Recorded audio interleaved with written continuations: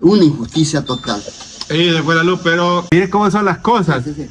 ¿Se acuerda en la época de la guerra cuando quedábamos en penumbra? Que quedábamos a oscuras. Sí, claro. Claro, y que yo creo que como que a propósito lo ha hecho, Sí. no sé. Nos saboteó, pues. El saboteo. Nos sabotearon. Nos han saboteado. Nos han saboteado. Nos han saboteado, señores.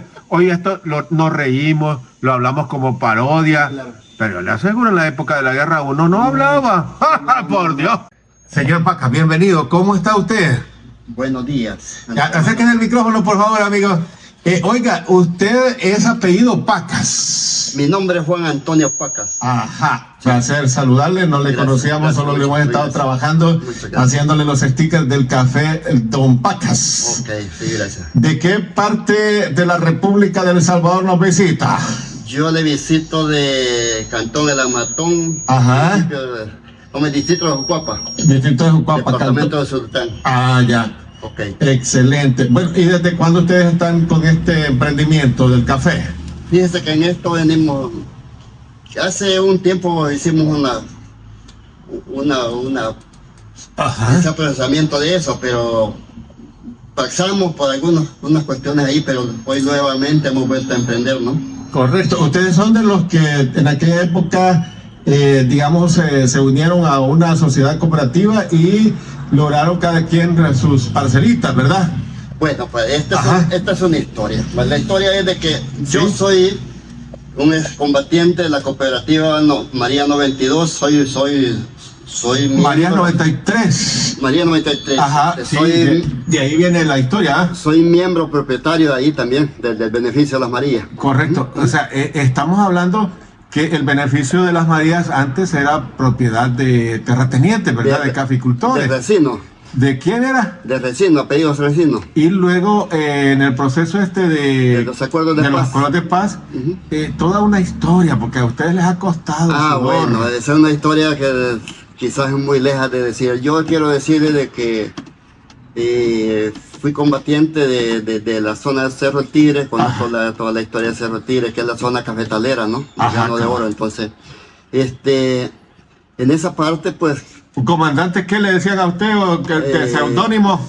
Rodolfo, Ah, Rodolfo. sí. Porque en Ese esa es- época uno no podía identificarse, ¿va? Ah, claro. Yo siempre me identifiqué como el comandante Charlie, pero usted, Rodolfo. Rodolfo, sí, quiero contar la historia de que yo vengo de una familia muy grande y mi hermano mayor se incorporó, luego yo y fuimos 4 hermanos. Y los No 4 fue que los capturaron como reclutados, no los reclutaron, sino que a voluntad. No, nosotros fue voluntariamente pues, en conocer las injusticias que los ricos hacían, que las autoridades hacían. En la época Y- esa, va. Y con la muerte de Monseñor fue lo que me motivó más a mí a En el trabajar. año 1980. 80, con- del 80 en adelante comencé a trabajar. ¿Cuándo fue que lo asesinan a Monseñor? En el 80, En el 24 de marzo. 24 de marzo de Sí. 1980. ¿Cuántos años tenía usted en esa época? En ¿Unos esa época 14? tenía 15 años. 15 años. 15 años, Ah, mire qué cálculo tengo yo, ¿ah? Entonces, Ajá. en esa parte nos incorporamos 4 hermanos y lamentablemente, pues 3 fallecieron, solo yo quedé con vida. Es verdad. Solo yo salí al último rabo, como dije, salí salvo, ¿no? Logró sobrepasar hasta el tope en el 89. Ah, bueno, es una historia muy por aparte. Ajá. A top y punto fui uno de los que conduje un pelotón de comandos urbanos. Me encomendaron tomarme el Palacio Municipal de Sultán. De verdad. Sí, yo tuve una casa alquilada como una tienda, supermercadito ahí en En Usulután. Colonia del Cocal. Que por- nadie sabía qué era realmente. Por allí encontraron unas cosas, hoy últimamente hace unos 2 años, Ajá. en esa casa y quedaron unos embutidos allí, en la Colonia Cocal, ahí por cerquita del Hospital San Pedro. ¿Restos de comida o No, qué? no, como que quedaron unas granadas y cosas y municiones y todo eso. Ah, pero gracias a Dios que no. O sea, esas municiones, eso siempre me he preguntado.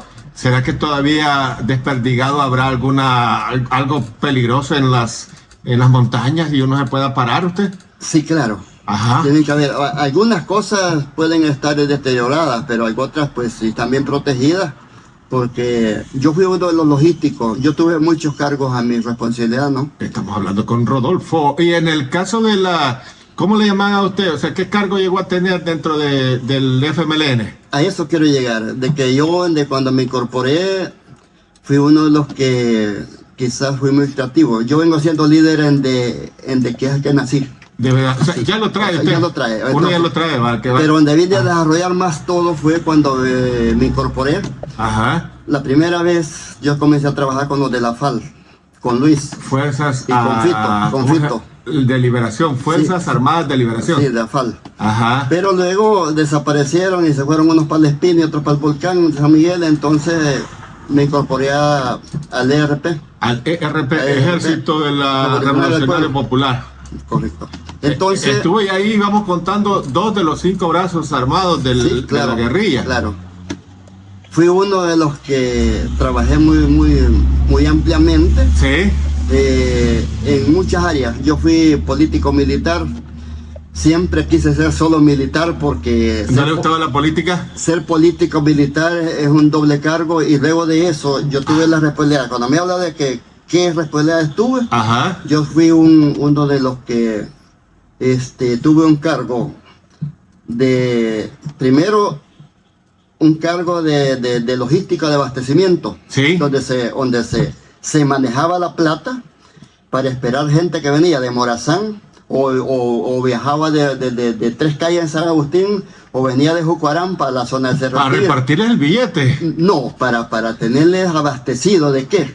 De calcetines, de zapatos, de ropa, de calzoncillos, de bloomer a las compañeras, de que si andaban enfermas había que comprar los potes, o sea, yo manejaba plata para todo eso.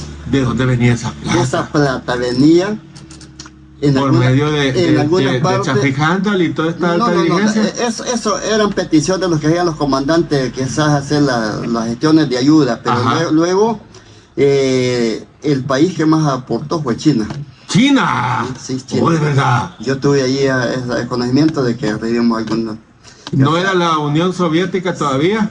Es que había muchos países hermanos que Ajá. en ver el esfuerzo y el sacrificio y cómo se promovía Ajá. a futuro, se veía como que dice, vaya, venimos de algo, Pero ustedes en algún momento pensaron que la guerra no la iban a ganar. ¿cómo no? Siempre. Sí, para la ofensiva. La ofensiva, el top y punto, ese era el objetivo de llegar al final de la guerra. Al final de la guerra. Bueno, pero Sí. entonces el financiamiento probablemente, o a usted me está diciendo, eso sí no lo había tenido así de primera mano, o sea que China estaba también contribuyendo, ¿no? Sí. O sea, cuando hablamos de Nicaragua, Cuba y todo... Ellos estaban también, al igual que nosotros, recibiendo correcto. patrocinio. Vaya, le voy a decir así, cuando Ajá. yo le digo que fui del logístico de armas, de abastecimiento y comida, fue el primero, pero cuando se acercó, cuando planificamos la ofensiva, En el año Cuando 89. cuando planificamos noviembre. la ¿Cómo en qué ofensiva. mes la empezaron a planificar? Porque eso fue la ofensiva se planificó en 1988, allá por octubre, un año antes. ¿sí? Así de organizados estaban. Las armas, para ver cómo iban a venir las armas de Nicaragua. Ah. O sea, las armas venían Vía Nicaragua. de Rusia, de Cuba, y Pero venían entraban por Nicaragua. pasaban por Nicaragua y luego Ajá. se trasladaban, por lo menos yo fui uno de los que recibí las armas para Cerro del Tigre, para la zona del Tigre, Sí. del frente que había como base del Sí. Tigre, Sí. las de Jucuarán y las de San Agustín. O sea, aquí entraron Por la San Luis de la Reina, por la. No, o sea, no. Aquí, estas armas entraron aquí por Honduras. Por Honduras. Sí, en furgones. ¿Y cómo era eso posible? No.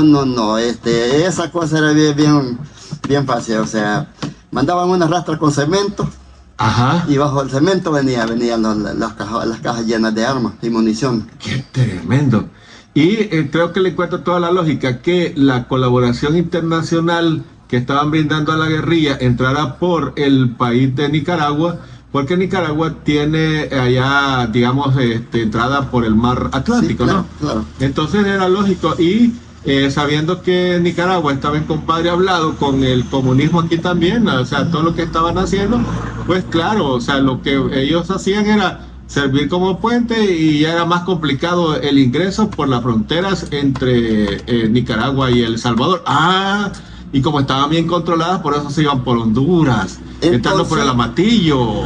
Entonces lo que le quiero aclarar de esto es que cuando a mí me llaman Ajá. para el cerro, porque yo manejaba una unidad que me movía entre a mediaciones de Jucuapa para el lado de Santiago de María. Sí. Tenía control de esa zona, entonces me llamaron para hacer y me dice, tú sos el elegido. Entre tantos mandos yo fui el elegido. Déjeme decirle de que Sí. difícil de entender esto porque con tantos mandos que habíamos, Ajá. yo salí aparecí allí de la nada y entonces y me dicen, vos vas a ser el elegido por dos cosas. Una, que venís para Ajá. prepararte en la logística de armas y explosivos, donde vas a recoger todo tipo de granadas, todo tipo de munición y todo tipo de armamento, Sí. y va a entrar por tal parte, pero después de eso viene el trago que te vas a meter a preparar un pelotón de comandos urbanos, junto con Nicolás, el cuto que le decía, Sí. que él se llama Porfirio, el nombre Porfirio. No es Porfirio. No, ese es Porfirio, se me va el apellido, pero él vive en San Salvador. Lo Ajá. que voy a esto, recogimos unos 150 jóvenes y muchachas y comenzamos a prepararlas, pero la historia es que la ofensiva se prepara en de octubre de 1988. Ajá. En enero, febrero comienzan a entrar las primeras armas de... Comenzamos a hacer los embutidos en noviembre, diciembre, Embutidos se le llama a los hoyos donde iban a estar los armamentos, Ajá. los grandes cajones ahí. Ujú. Entonces, en la finca o en los montes había que saberlos hacer. Lo que conocimos después como tatú. Dos tatu, son los Ajá. tatu. Entonces, luego de eso me incorporé a preparar a esa gente en de mayo, a prepararla hasta a noviembre, a finales de noviembre. Señor Pacas, pero ¿en dónde practicaban? Eso, Ajá. teníamos que buscar la base, y la base es la gente. La base, Nosotros no necesitábamos montaña, necesitábamos la gente. la gente, cada persona era la base. La base, porque la Ajá. tenían controlada el área y buscamos la mejor área en un cerrito que le llaman, ahí por un caserío que le dicen Los Osorio. Aquí en Santa Elena, No, allá en el llano de Chilamate. de jurisdicción de Ocuapa. Ocuapa, sí. Y entonces, Nadie sospechó que había un campamento, pero repleto de jóvenes. señor Rodolfo, fíjese que, don Rodolfo, yo en esa época ya trabajaba para la radio y fui a dar una cobertura a un campamento guerrillero. Sí. Y no sé, siempre he querido platicar con personas así como el caso Sí, suyo, claro. porque yo me acuerdo, y quizás sea ese campamento que fui, donde usted trabajó, que estaba bien ordenadito, las casitas eran como tiendas de campaña en columnitas, que estaban bien ordenadas, o sea, bien bonitas. Es que eso en todos No me lugares, está dejando mentir, ¿verdad? en todos los lugares que los acampamentábamos, era un ordenamiento. Sí. Sí, así se hacían, así se Ajá. hacían en todos lados. Entonces, lo que les quiero decir es de que ahí pasamos todo ese resto de meses. Ajá. A mí me dijeron, aquí está el dinero, dales lo que quieran.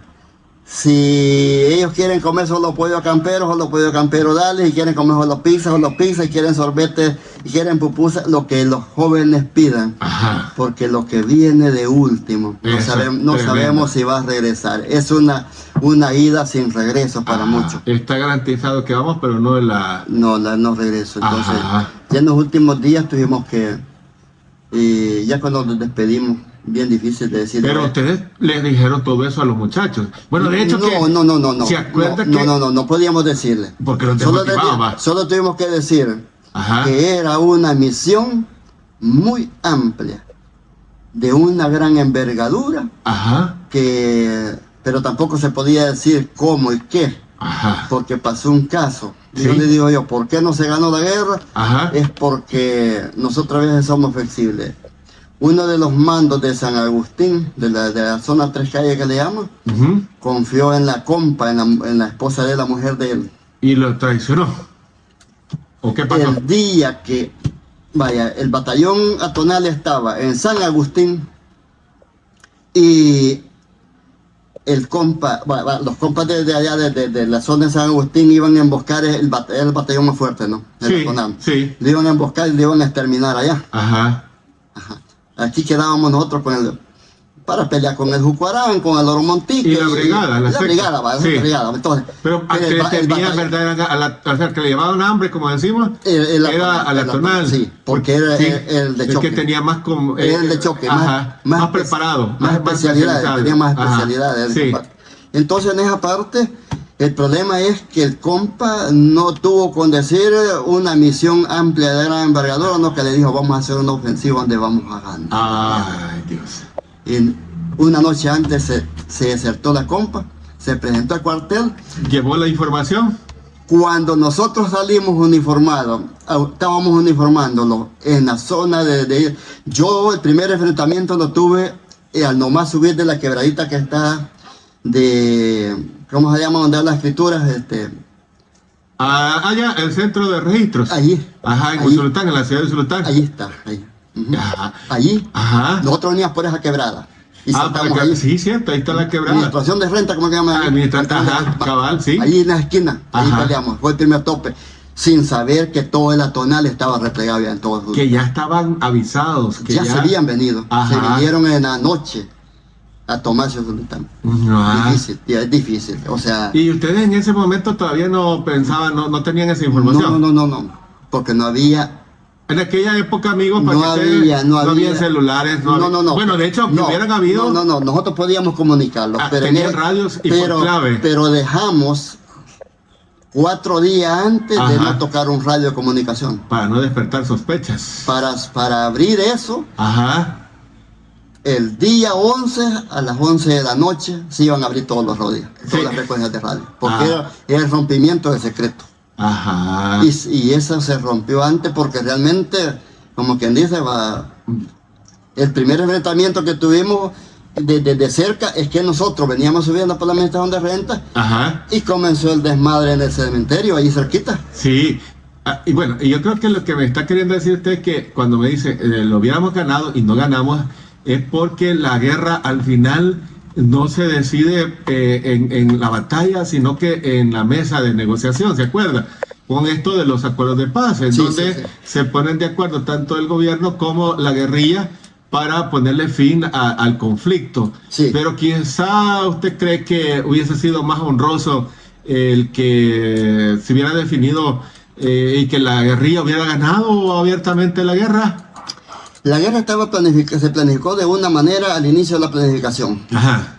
pero después se terminó por algunas fallas que hubieran Esa fue la que te cuentas. en el país vecino de Nicaragua. De verdad. ¿Cómo se iba a ganar la guerra? Nosotros sabíamos cómo iba a ganar. ¿Cómo ganó Nicaragua? Fácil ganó. Ajá. Y eso era bien fácil, ganar la guerra. Pero se determinó que Nicaragua todavía tiene pueblos que no han sido reconstruidos. No, está mal. Está malo. Ajá. Vaya, ¿qué teníamos que hacer? Cortar todas las redes, tanto de energía eléctrica. Ustedes saboteaban todo. Cortar todas las redes de agua potable Ajá. y cortar todas las calles principales.